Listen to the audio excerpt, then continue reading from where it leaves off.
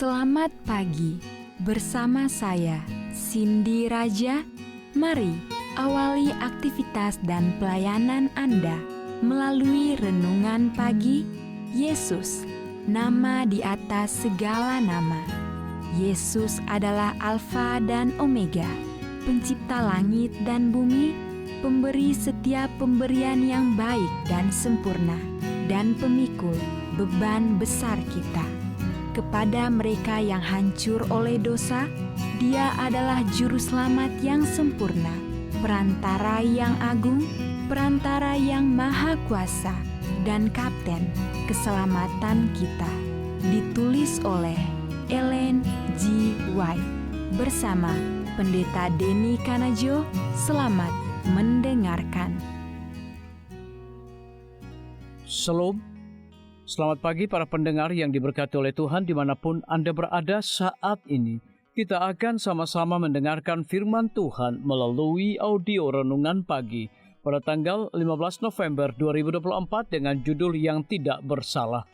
Sebelum kita melanjutkan bacaan renungan kita pada pagi hari ini, kembali saya mengajak semua para pendengar yang setia untuk berdoa bersama-sama. Bapa kami yang bersemayam di dalam takhta kerajaan sorga, terpujilah nama-Mu ya Tuhan di pagi hari ini. Sebelum kami melakukan segala aktivitas pelayanan dan pekerjaan kami sangat rindu Tuhan untuk belajar mendengarkan firman Tuhan. Kami sangat butuh kuasa Roh Kudus-Mu dicurahkan kepada masing-masing kami. Terima kasih Tuhan Yesus, ampuni kami Bapa, karena kami sudah berdoa hanya di dalam nama Tuhan dan Juru Selamat kami.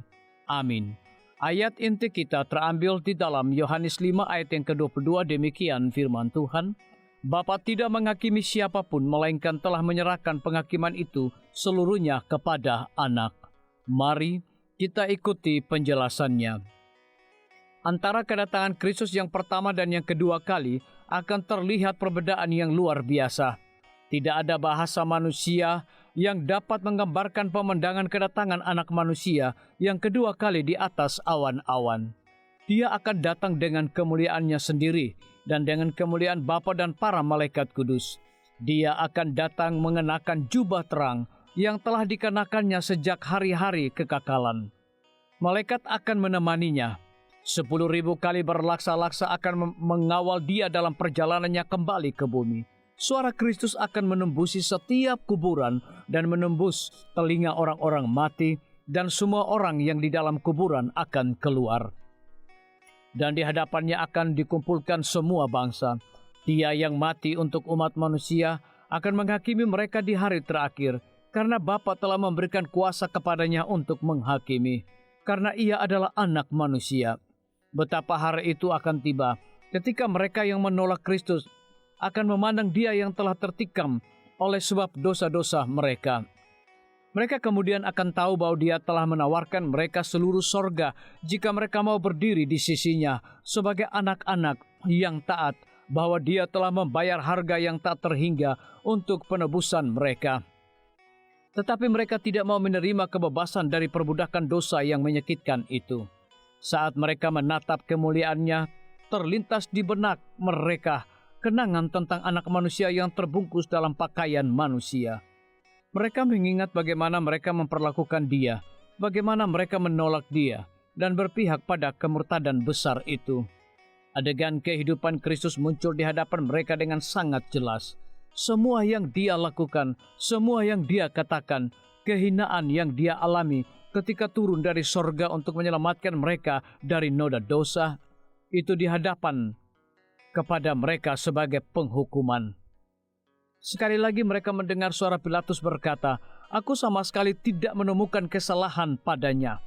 Mereka melihat pemandangan yang memalukan di ruang pengadilan ketika Barabas berdiri di samping Kristus, di mana mereka memiliki hak istimewa untuk bisa memilih yang tidak bersalah.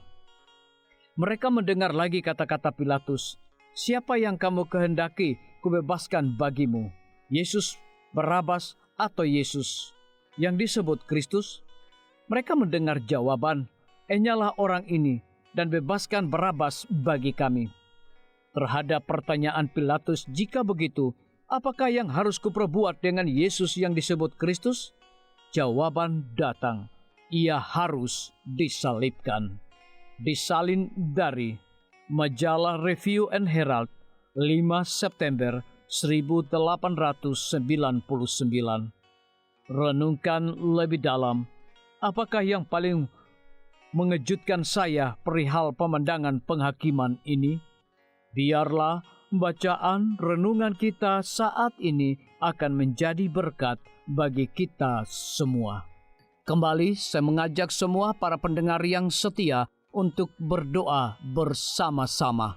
Bapa kami yang bersemayam di dalam takhta kerajaan sorga, terima kasih Tuhan Yesus, oleh karena firman-Mu pada pagi hari ini memberikan berkat, kekuatan, sukacita rohani bagi pertumbuhan iman kami masing-masing.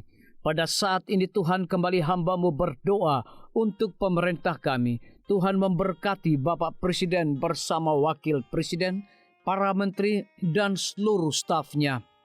Bapak Gubernur bersama wakil, Bapak Bupati bersama wakil, Bapak Wali Kota bersama wakil, camat dan seluruh stafnya, kepala desa, lurah, RT, RW, dimanapun mereka berada saat ini.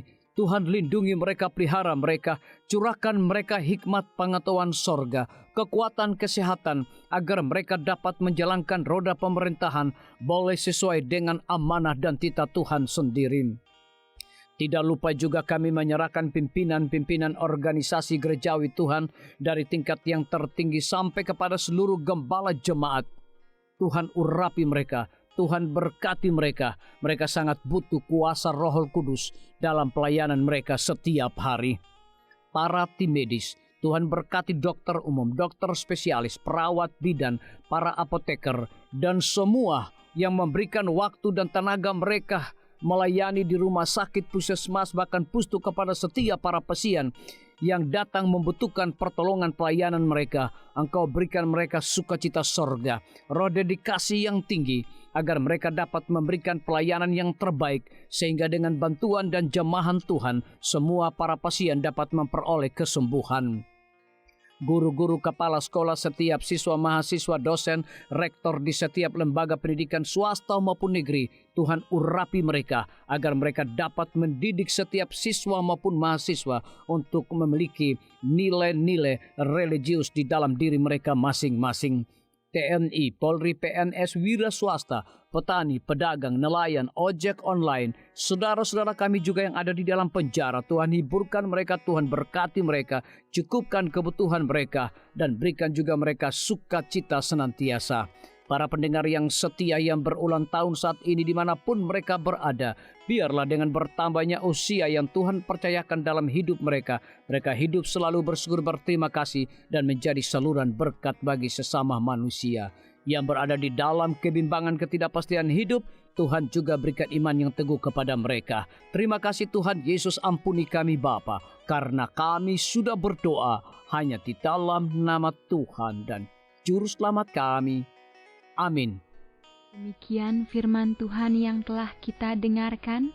Semoga hari ini menjadi berkat bagi kita semua. Sampai jumpa. Tuhan memberkati.